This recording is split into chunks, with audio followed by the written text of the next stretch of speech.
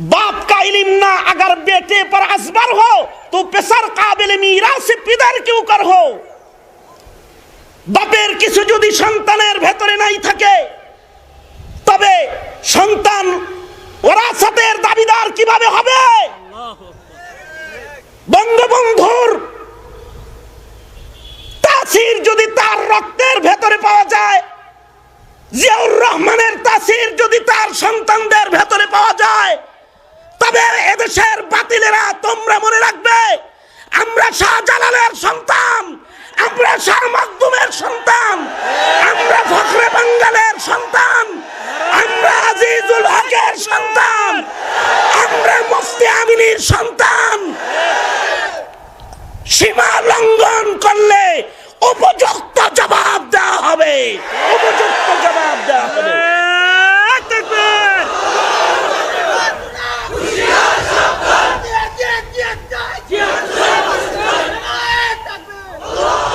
আমি মৌলানা আমিনুল ইসলাম রহমতুল্লাহ আলাইহি বড় আদর করে ওনার একটা লেখা আমার হাতে দিয়েছিলেন আর বলেছিলেন, আইয়ুবী পড়িস ভালো করে। ওনার একটা লেখাটার শিরোনাম হলো নাকের বদলে নাক। যিনি নুরুল কোরআন তাফসীর লিখেছেন, লালবাগ শাহী মসজিদের জীবনভর খেতাবতের দায়িত্ব যিনি শেষ নিঃশ্বাস পর্যন্ত আদায় করেছেন, মৌলানা আমিনুল ইসলাম রহমতুল্লাহ আলাইহি, ওনার একটা লেখা আমাকে হাতে দিলেন পড়ার জন্য, যে লেখাটার শিরোনাম হলো নাকের বদলে নাক, নাকের বদলে নাক। লেখাটা পড়ে দেখি আমর ইবনুল আসের প্রেম লেখা। আল্লাহু আকবার। হযরত আমর ইবনুল আসের প্রেমের বর্ণনা, ঈমানি প্রেমটা কেমন এটা লেখা আছে।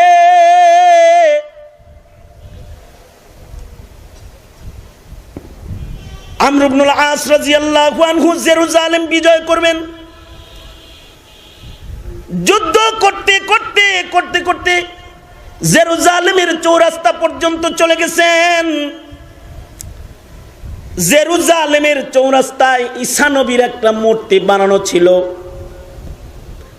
হঠাৎ করে সকালবেলায় দেখা গেল ঈসা নবীর নাককে যেন ভাঙে নিয়ে গেছে।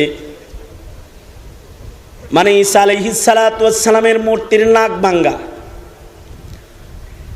খ্রিস্টান দলপতি আমর ইবনুল আসের কাছে চিঠি পাঠায় বলল, যুদ্ধ করে জেরুজালেম দখল করতে আসছো ভালো কথা, কিন্তু আমাদের নবীর ইজ্জতে আঘাত করে মূর্তিটার নাক ভাঙলে কেন? আমর ইবনুল আস বলে, আমরা শুধু আমাদের নবীর উপরে ঈমান রাখি তা না, আমরা সকল নবীদের উপরে ঈমান রাখি। আমরা সকল নবীর নবুয়তকে স্বীকার করি, সকল নবীর নবুয়তের উপরে ঈমান আমরা রাখি। মুসলমান সকল নবীর রিসালাতের উপরে ইয়াকিন রাখনে ওয়ালা দল। আমানতু বিল্লাহি ওয়া মালাইকাতিহি ওয়া কুতুবিহি ওয়া রুসুলিহি। আল্লাহর পক্ষ থেকে যত নবী রাসূল দুনিয়াতে এসেছে সকল নবী রাসূলের উপরে মুসলমানের ঈমান। এ কারণে মুসা নবীর নবুয়তের উপরেও মুসলমানের শ্রদ্ধা। এ কারণে 10 মুহররম গেল, আমরা রোজা রাখছি 2টা। খ্রিস্টানদের চাইতে মহব্বত আমরা বেশি প্রকাশ করছি। ওরা রাখলো একটা, ইহুদিরা রাখলো একটা, কিন্তু আমরা রাখি 2টা। মুসা নবীর অনুসারীরা রাখে একটা। কারণ সকল নবীদের উপরে আজমত মোহাব্বত, এটা মুসলমানের শান, এটাই ইসলামের বিধান। আমর ইবনুল আস বললেন, সকল নবীর উপরে আজমত শান মতো ঈমান আমরা রাখি, আমরা ভাঙি নাই। নিজের দল সৈন্যদেরকে বললেন, তোমরা কেউ ভাঙছ? সবাই বলল, আমরা তো আপনার মতো ঈমানদার, আমরা কেউ ভাঙি নাই। খ্রিস্টান দলপতি বলে, অত শত বুঝি না, যুদ্ধ পড়ে হবে। আগামীকালকে আমরা জেরুজালেমের এই চৌরাস্তায় মুহাম্মদ নামের একটা মূর্তি বানাবো, নাউজুবিল্লাহ, মুহাম্মদ নামের একটা মূর্তি বানাবো। আর মুহাম্মদ নামের মূর্তিটা জেরুজালেমের চৌরাস্তায় দাঁড় করায় তার নাকটা আমরা জনসম্মুখে ভাঙ্গা আমাদের নবীর নাক ভাঙার প্রতিশোধ নিব। হযরত আমর ইবনুল আস বললেন, বোকার গোষ্ঠী কোথাকার, নাকের বদলে নাক নিবি তো আরেকজনেরটা নিবি কেন? যে ভাঙছে তারটা নে, ধৈরা নে যে তোদের নাক, তোদের নবীর নাক আমি আমর ইবনুল আসই ভাঙছি। নাক দিয়াই যদি নাকের প্রতিশোধ নিতে হয়, তাহলে আমার নবীর মূর্তি বানায়া নবীরে বেইজ্জত করার কোনো দরকার নাই। আমি আমর ইবনুল আস নিজেই তৈয়ার আছি। আমাকে জেরুজালেমের চৌরাস্তায় দাঁড় করে আমার তাজা নাক কাইটা লয়ে যা। আমার নবীর কৃত্রিম নাকের পরে আক্রমণ করিস নে। খ্রিস্টান দলপতি খুশি হয়ে গেল। মুসলিম দলপতির যদি নাক কাটা যায় তাহলে তো এমনি বিজয় হয়ে গেল, আর যুদ্ধ লাগবে টাকবে না। ডেট করা হলো, হাজার হাজার জনতার সমাবেশ ঘটে গেল জেরুজালেমের চৌরাস্তায়। সময় এলান করা হলো, অমুক সময় জেরুজালেমের চৌরাস্তায় আমর ইবনুল আসের নাক কেটে আমাদের নবীর নাক ভাঙ্গার প্রতিশোধ নেওয়া হবে, তোমরা আসবে। দলে দলে খ্রিস্টানরা জমা হয়ে গেলে আমর ইবনুল আস রাদিয়াল্লাহু আনহু চলে গেলেন জেরুজালেমের ওই সমাবেশে। খ্রিস্টানদের ভিড়ে গিয়ে দাঁড়িয়ে পড়লেন একা। নির্দেশ করা হলো, নাকটা কাইটা দাও, নাকের বদলে নাক প্রতিশোধ লয়া লও। জল্লাদ নির্বাচন করা হয়েছে নাক কাটার জন্য। ছুরি নিয়ে আমর ইবনুল আসের সামনে দাঁড়ায় গেছে। এবার নবীর পেয়ারা সাহাবী হযরত আমর ইবনুল আসের তাজা নাকটা কাটবে। আমর ইবনুল আসের চোখের পানি গড়ায় গড়ায় পড়তেছে। যখন আমর ইবনুল আসের চোখের পানি পড়তেছে, খ্রিস্টান দলপতি বলে, একটা নাকের জন্য এত মায়া, চোখের পানি ফেলে কাঁদছো? আমর ইবনুল আস বলে, বুকা, মুমিনের ইমানের রং চেনো না? নাক কাটতেছো নাকের জন্য কাঁদি, ঘটনাটা তার নয়। ঘটনা হলো হাসরের কঠিন ময়দানে এমন কিছু মানুষ আল্লাহর আদালতে দাঁড়াবে যারা আমার নবীর ইজ্জতের জন্য, কালিমার জন্য গলা কেটেছে। তাদের গর্দান কাটা মাথাটা নিয়ে যখন তারা আল্লাহর আদালতে দাঁড়াবে, ময়দানে মাহশরে যখন নবীজি তাদের দিকে তাকাইবে, ওই সাহাবীদের প্রতি নবীর কতই না ভালোবাসা হবে। আমি আফসোসে আছি, আমি গর্দান কাটা একজন আশেক হইতে পারতেছি না। নাক কাটা আশেক, গর্দান কাটা, মাথা কাটা আশেকদের সামনে আমার নাকের কি মূল্য হবে? এ আফসোসে কাঁদতেছি। আশেক রাসূল দাবি তো অনেক করো, मोहब्बत का दावा तो आसा है करना, मोहब्बत का दावा तो आसा है करना, है मुश्किल मगर नज़्म उल्फत में मरना। दाबीर मोहब्बत अनेक करा जाए, दाबीर ईमान अनेक দাবি করা যায়। হাকিকি ঈমান, এটা সাহাবায়ে কেরামের শান। এ কারণে আল্লাহ তাআলা কিয়ামত পর্যন্ত আনেওয়ালা মুমিনদেরকে নির্দেশ করে বলে, আমিনু কামা আমানান নাস। এই দুনিয়াবাসী, কেমন ইমানের মালিক তোরা হইবি? ওই মানুষগুলার মতন ইমানের মালিক তোরা হ, যেমন ইমান সাহাবীরা হয়েছিল, আমার নবীর সাথীরা হয়েছিল।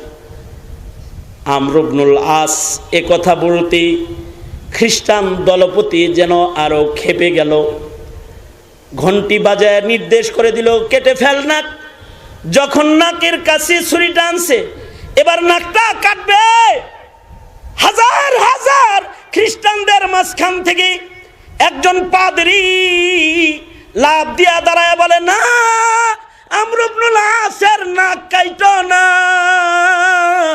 নাকের বদলেই যদি নাক হয়, এই যে আমার হাতে আমার নবীর ভাঙ্গা নাকের টুকরা আছে, নিজের হাতে আমি নিজের নবীর নাক কাটছিলাম মুসলমানের নবীকে বেইজ্জত করার জন্যে। কিন্তু মুসলমানের নবী মুহাম্মদকে মুসলমানরা এত ভালোবাসে যে তারা তাজা নাক দেয়, কৃত্রিম নাক ভাঙতে দেয় না।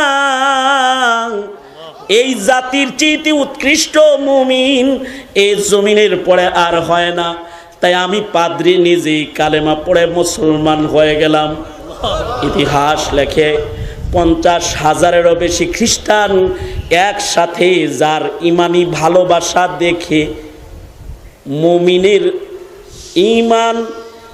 ইমান আনয়ন করে, মুমিনের ইমান দেখে তারা নতুন করে ইমান আনয়ন করে ফেলেছে খ্রিস্টানরা। এমন খ্রিস্টান মুমিনের সংখ্যা এক মুহূর্তের ভেতরে যারা কালেমা পড়েছে তার সংখ্যা ছিল 50,000। এইরকম পিতার ঔরসের একটা সন্তান তো আব্দুল্লাহ ইবনে আমর ইবনুল আস। बाप का इल्म ना अगर बेटे पर असबर हो तो पेसर काबिल मीरास पिदर क्यों कर हो। বাপের কিছু যদি সন্তানের ভেতরে নাই থাকে তবে সন্তান ওরাসাতের দাবিদার কিভাবে হবে?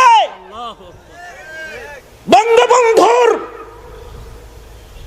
তাসির যদি তার রক্তের ভেতরে পাওয়া যায়, জিয়াউর রহমানের তাসির যদি তার সন্তানদের ভেতরে পাওয়া যায়, তবে এদেশের বাতিলেরা তোমরা মনে রাখবে, আমরা শাহজালালের সন্তান, আমরা শাহ মাকদুমের সন্তান, আমরা ফখরে বাঙ্গালের সন্তান, আমরা আজিজুল হকের সন্তান, আমরা মুফতি আমিনীর সন্তান।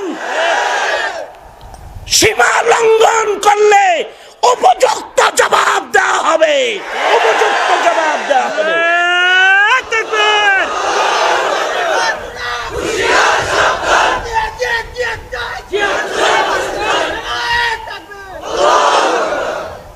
মোহতারাম হাজিরিন, পিতার কিছু আসর তো সন্তানের ভেতরে থাকতেই পারে। সেই ইমানদার হলেন আব্দুল্লাহ ইবনে আমর ইবনুল আস। নবীরে যা বলে, ওগো আল্লাহর নবী অনুমতি দেন, কয় 3 দিন।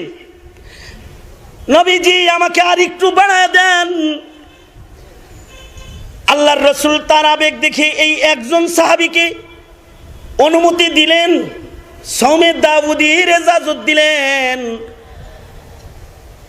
ঠিক আছে, তুমি সারা বছর রোজা রাখবে, একদিন রোজা রাখবা, একদিন ইফতার করবা,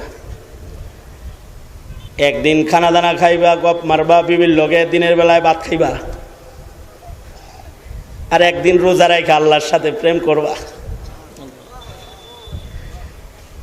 সরওয়ারে দো আলম নবীর কাছ থেকে জিনিসটা পাশ করায় নিলেন। নবীজি একদিন রোজা একদিন ইফতারের ইজাজত দিয়েছেন। কিন্তু এই আব্দুল্লাহ ইবনে আমর ইবনুল আস যখন বুড়া হয়ে গেছেন, এবার তো জওয়ানিতে যে শক্তি ছিল ওইটা নাই, ব্যাটারি স্ক্রু একটু ঢিল হয়েছে। এখন বুড়া হইলে ঢিল হয়, কিন্তু ডায়াবেটিসে ধরে, হাই প্রেশারে ধরে, অ্যাজমায় ধরে, কুহানিতে ধরে, আগের মতন আর চলে টলে না। যখন বুড়া হয়ে গেছে আব্দুল্লাহ ইবনে আমর ইবনুল আস, এবার আর আগের মতন ইবাদত করতে কষ্ট হয়। বৃদ্ধ বয়স যখন হয়ে গেছে, তখন আব্দুল্লাহ ইবনে আমর ইবনুল আস কাঁদতেন আর বলতেন, নবী মাসে 3 দিন রাখতে বলছিল, যদি মাইনা লইতাম শেষ বয়সে কষ্ট হইতো না। কিন্তু নবীরে দিয়া দস্তখত করায়া কেমনে আমল সারমু? খায়রুল আমালি মা দিমা ওয়া ইন কাল্লা।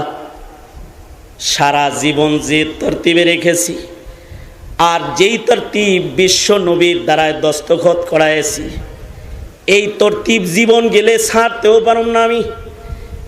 এ কারণে ওনার আসমাউর রিজালের কিতাব পড়লে, ওনার হায়াত পড়লে পাওয়া যায় উনি জীবনের শেষ দিন যেদিন মৃত্যুবরণ করেছেন, নবীর লিখানো সবকের উপরে ওই দিনও নফল রোজা রেখেছিলেন এবং রোজার হালতে হাসতে হাসতে আল্লাহর কাছে চলে গেছেন। আল্লাহু আকবার বলেন। তো এমন ইবাদতের হালতে যার মরণ হয়, সে আল্লাহর কত কাছে রয়।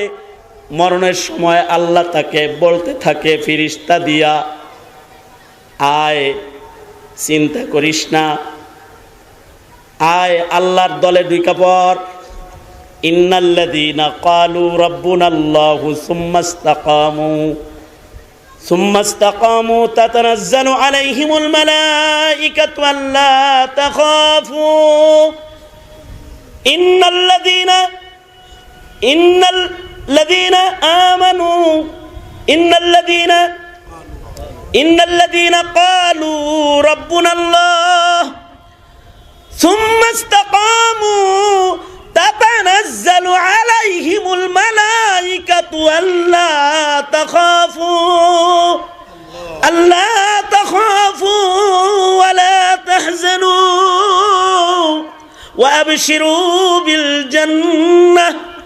وأبشروا بالجنة التي كنتم توعدون نحن أولياؤكم في الحياة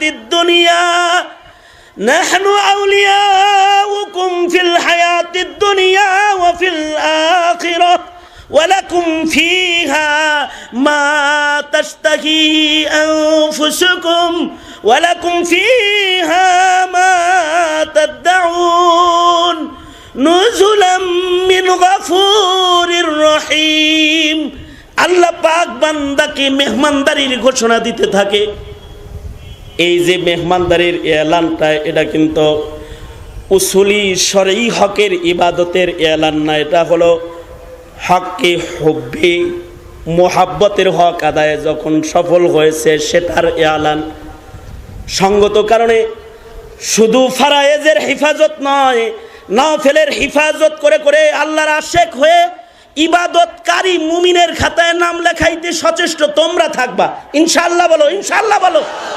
রাজি আছো তো ইনশাআল্লাহ? যে কোনো ইবাদত কার জন্য?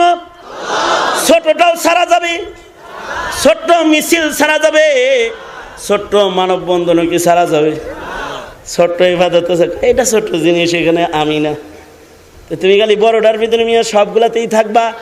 মোহাব্বতের ইজহার যত বেশি করবা, মৃত্যুর দিনে তখন হাসবা।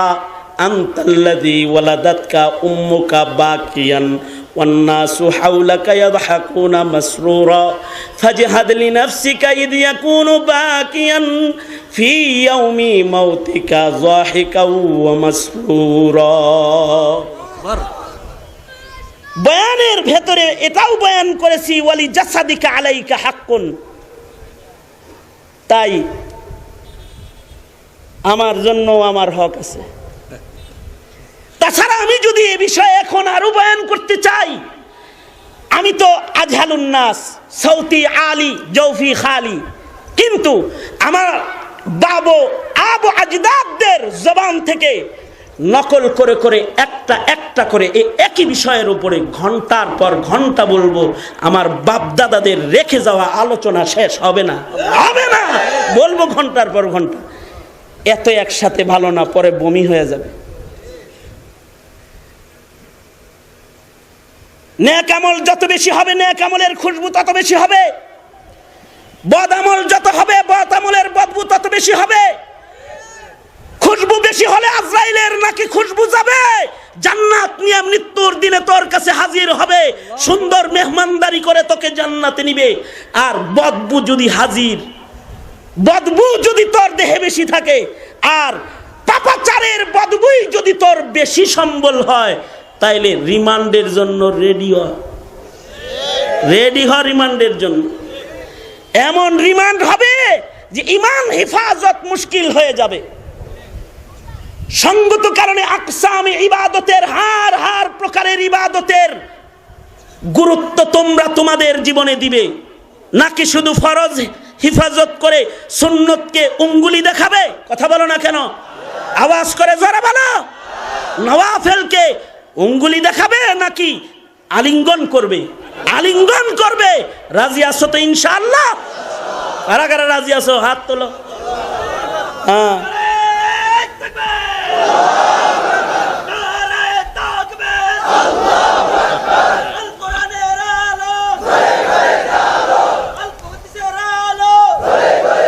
সোজা করেন। এই ছোট ছোট ইবাদত না করবেন, ওয়াদা করলেন একটু আগে।